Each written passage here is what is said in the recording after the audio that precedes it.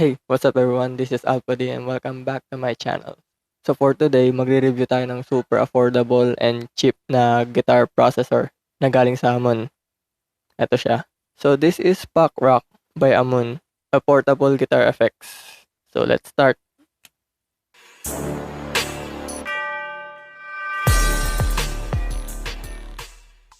Bago nga pala lahat, gusto ko lang magpasalamat sa mga nag-subscribe sa aking YouTube channel. Yay! Nakaabot. Nakaabot na tayo ng 100 subscribers. Yay! Ngayon, kung di ka pa nakasubscribe, mag-subscribe ka na sa aking YouTube channel. Kung hindi, pupunta ako sa bahay nyo at mag-hello ako. So yun nga, nabili ko siya sa Shopee. Yung price niya is 1,137, pero yung original price niya is alam ko nasa 1,174, something like that. Pero syempre gumamit ako ng voucher, kaya may discount, free shipping na rin. So tignan muna natin yung mga sides ng Ammoon Pockrock. So dito sa side niya, meron siyang output. Ito. So dito mo isasalpak yung 6.5mm jack mo papunta sa amplifier mo or sa kung pwede rin sa sound card kung gusto mo i-record yung gitara mo. And dito naman, meron siyang headphone output. So dito mo isasalpak yung headphones mo, earphones, kung gusto mong marinig ng sarili mo lang. So dito naman sa likod, meron siyang volume, yung pang-adjust ng volume. And itong volume na to, para to dito sa cab SIM. Ayan, nakalagay dito sa cab SIM. Ibig sabihin yan, cabinet simulator. So halimbawa, kung wala kang kung rekta ka lang sa headphones or speaker, on mo to. Next, sa tabi naman niya is power switch. So, tapos ito naman sa tabi niya, dito mo isasalpak yung power supply niya, which is kasama na dun sa package. So, nandito siya sa loob ng box. By the way, ito pala yung box ng Pockrock. Ganda rin. Parang jowa ko. Joke lang. Wala akong jowa. Why are we still here? Just to suffer? So, ito siya. Dito siya nakalagay. And ito yung power supply ng Pockrock. So, US plug siya. Pagkatapos dito, dito naman. Ito yung guitar input. Dito may sasalpak yung 6.5mm jack papunta sa gitara mo. And last, dito naman sa aux in. So, dito may sasalpak yung speaker mo kung meron ka. Ngayon, lipat naman tayo sa ilalim. So, sa ilalim, meron siyang itong bakal na to. Yung sinasabit siya sa belt para habang naglalaro ka, nasa bewang mo siya, ganun. Ay, ang kinaganda nito, pwede mo siya salpakan ng AAA battery na and dalawa. So, kung makikita nyo, may dalawang battery na nakasalpak. In order ko rin sa Shopee yan, rechargeable yan. O nga pala, kung gusto nyo umorder na itong Pockrock, iiwan ko na lang sa description yung link, pati yung battery. O ngayon, lipat naman tayo dito sa harap.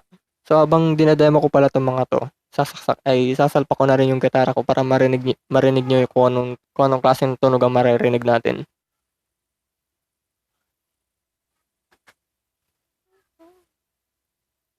So kailangan ko palang tumayo para makita yung gitara. So bago muna pala tayo mag-start, i-tune muna natin tong gitara. Ang kagandahan dito sa Pockrock, meron na siyang built-in tuner. So, press and hold lang natin itong drum or value knob. Ayan, hanggang sa may lumabas na ganyan.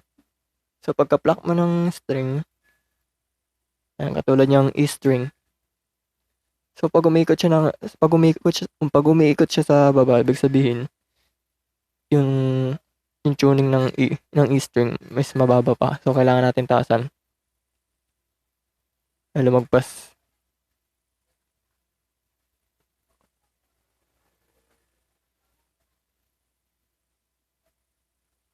Ayan, so pag 8 na yung lumabas, ibig sabihin nakatono na.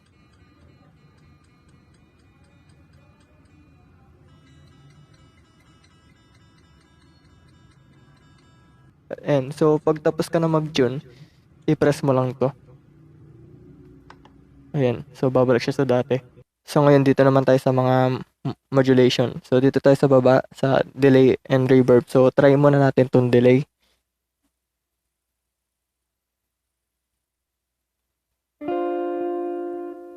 And try natin tumugtog.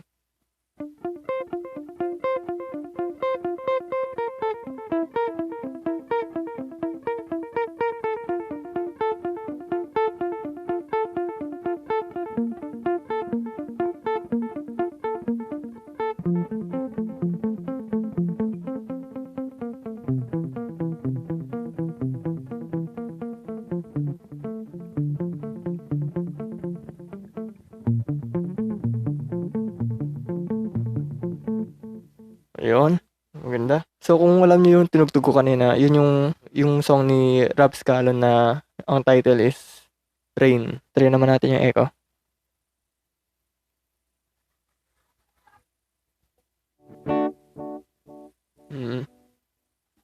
Para magkapares din sila pero may pagkakaiba yan.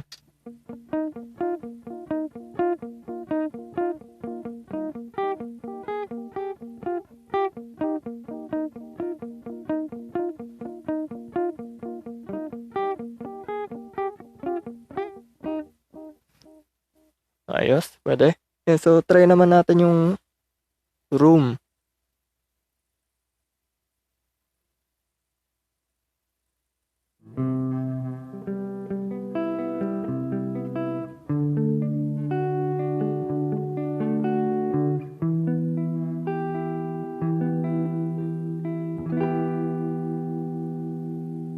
Ayos.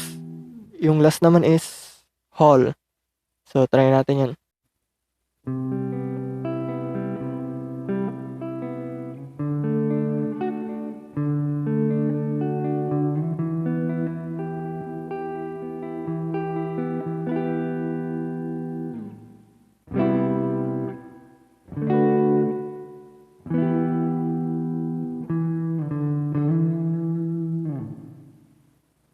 So dito naman tayo sa taas, dito sa may apat na modulation effects. So first is chorus.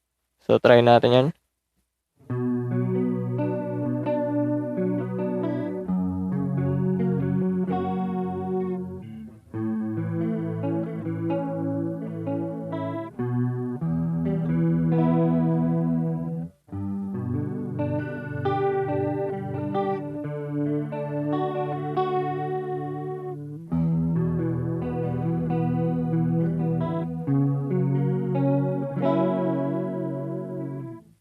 Sunod naman natin tong FL or Flanger.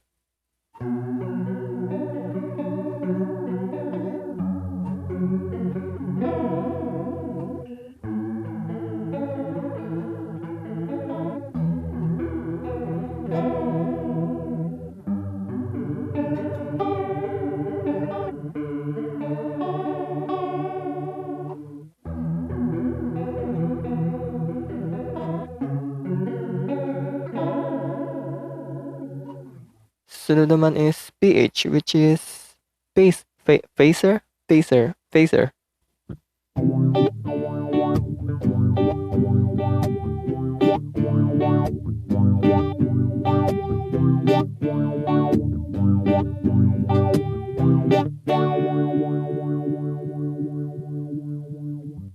Next naman natin is Tremolo.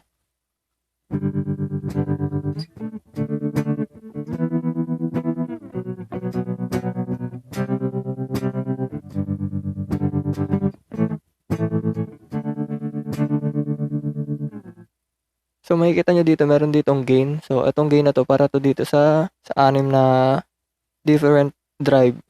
And sa baba naman dito yung tone. Testing natin tong 6 na drive. So yung first one kanina is yung clean. Yung kanina pa natin ginagamit.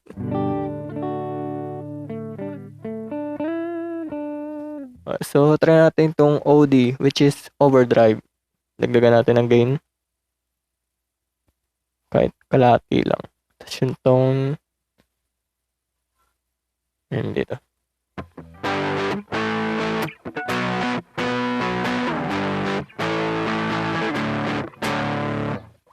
Ayos ah.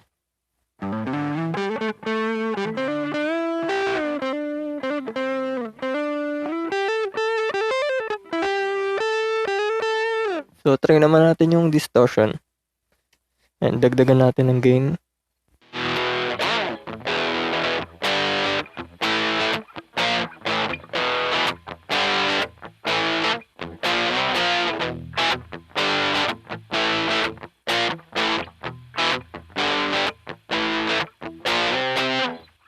So, next naman natin is CR, means crunch.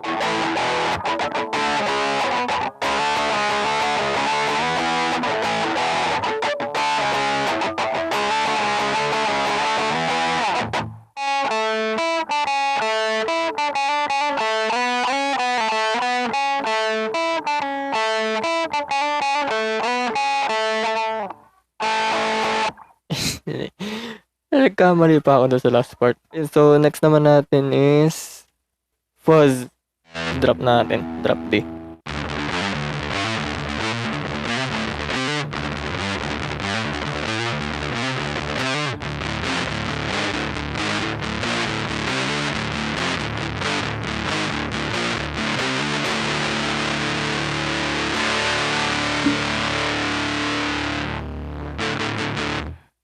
Ayun, so next naman natin is MT. Stands for metal.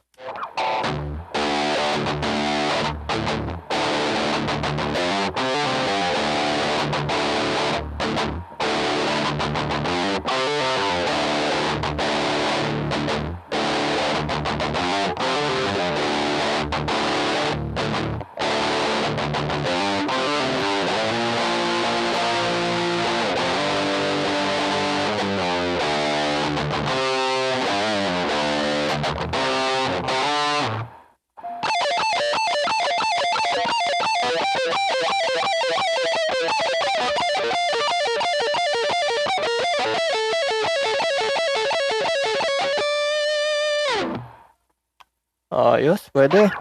So, tapos na tayo sa mga knobs. And so, next naman is i-check natin yung drum patterns niya. Yun, so dito naman tayo sa drum patterns niya. Yes, meron siyang built-in 40 drum patterns. So, ang kailangan mo lang gawin is i-press tong button na to. Itong may play and stop.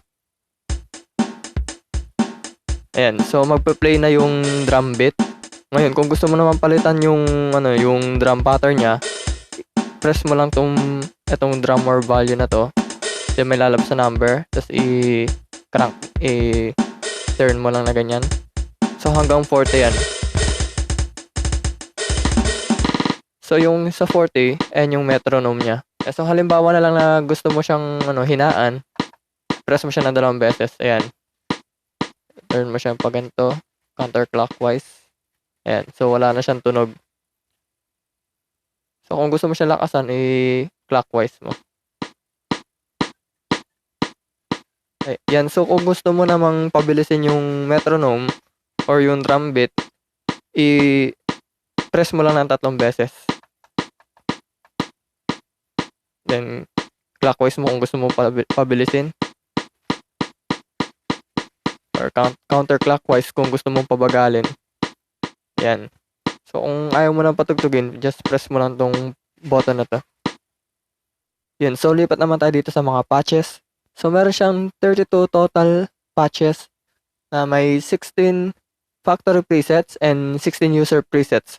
So yung factory presets, yun yung mga naka-built-in na mga patches. And yung 16 user presets naman, dun mo pwedeng i-customize yung mga sarili mong patches. Ngayon, kung gusto mong gamitin itong mga patches na to, press mo lang tong button na to. Then may lalabas na ganyan. So kung gusto mong ilipat, turn mo lang to pa clockwise. And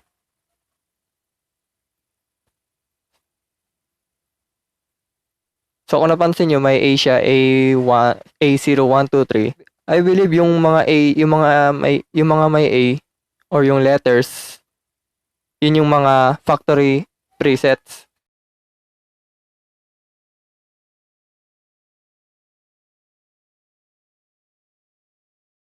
Yun, so try natin gumamit ng isang patch or 2.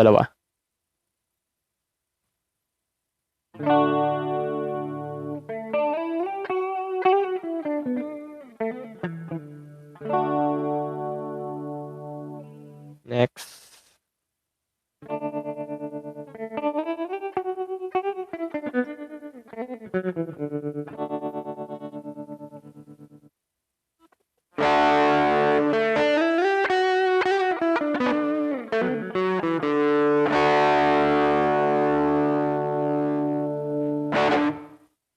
So kung gusto mo namang mag-set ng sarili mong patch, pindutin mo lang tong store button na to.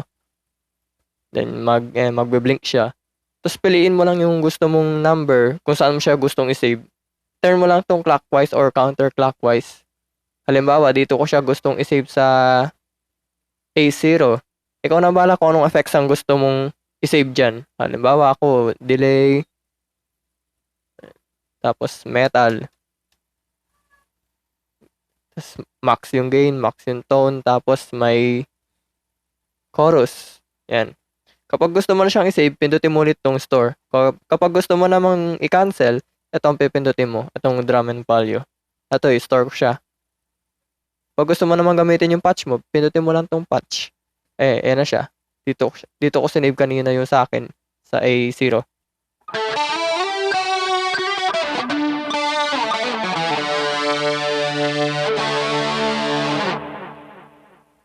Yun, so tapos na tayo mag-review ng Pockrock ng Ammoon. So sa tingin ko okay naman to. Kung naghahanap ka ng super affordable na guitar effects, ito na yung kunin mo. Okay din naman siya para sa mga beginners na katulad ko and sa mga hindi pa masyadong hindi pa ma-afford yung mga mamahali na guitar pedals ganun or guitar effects. So thank you for watching my video. So kung nakatulong sa ito, leave a like. Kung may tanong ka naman, comment mo lang sa comment section below and subscribe for no reason. So i-end ko na tong video na to. So see you in the next video. Goodbye. Pa-play mo na pala ako ng guitar solo ng Awit ng Kabataan for my 100 subscribers celebration. So enjoy.